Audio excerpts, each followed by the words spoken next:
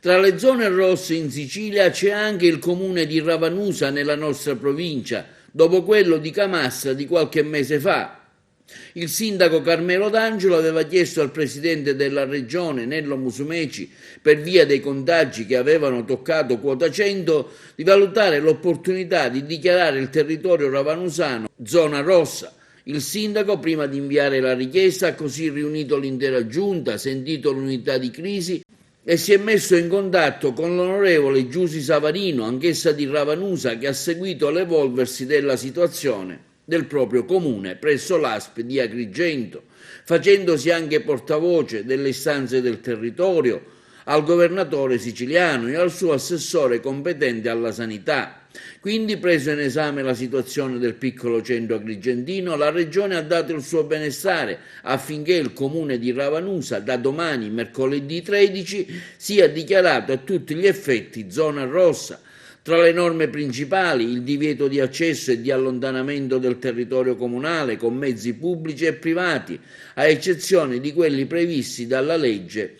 lavoro e salute. Le merci in transito con i mezzi di trasporto potranno accedere solo per il carico e lo scarico dei beni di prima necessità e quando necessa per il vettovagliamento alla popolazione. Le attività didattiche e scolastiche saranno sospese e fatto divieto anche di recarsi in giro per le strade comunali, salvi casi di approvvigionamento alimentare. Saranno aperti solo le edicole, i tabacchi e quelli di prima necessità, generi alimentari, e quelli della consegna dei prodotti sopracitati a domicilio. Sì, Ravanusa da domani e fino al 31 gennaio sarà zona rossa, così ha ordinato il Presidente della Regione dopo la richiesta che ho inoltrato nella mattinata di ieri. Dopo aver riunito la Giunta, l'unità di crisi, dopo averla condivisa anche con l'azienda sanitaria provinciale, averla condivisa anche con il nostro deputato locale, l'onorevole Savarino, vista la crescita esponenziale dei contagi negli ultimi giorni, è sembrata una scelta quasi obbligata per arrivare a fine mese a tentare di avere un'inversione di tendenza e far diminuire i contagi nel nostro paese. Lei più volte si è raccomandato ai tanti suoi concittadini, ma purtroppo come mai si è arrivati a questo numero così elevato?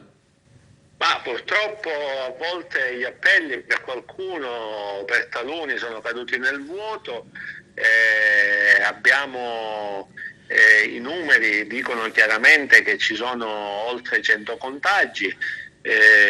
non sono molti i nuclei familiari, ma sono molte le persone contagiate all'interno di alcuni nuclei familiari, quindi è la prova che qualcuno non ha rispettato le norme, che magari si è fatto prendere un po' la mano, comunque ha messo sotto gamba il rischio pandemico,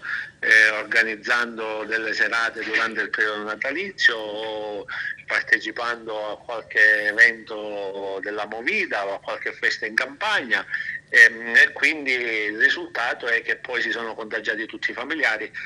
abbiamo famiglie con 12-13 contagiati e quindi la verità è che non c'è stato un rispetto puntuale delle norme per come dovrebbe essere, cosa che speriamo ci sia nei prossimi giorni.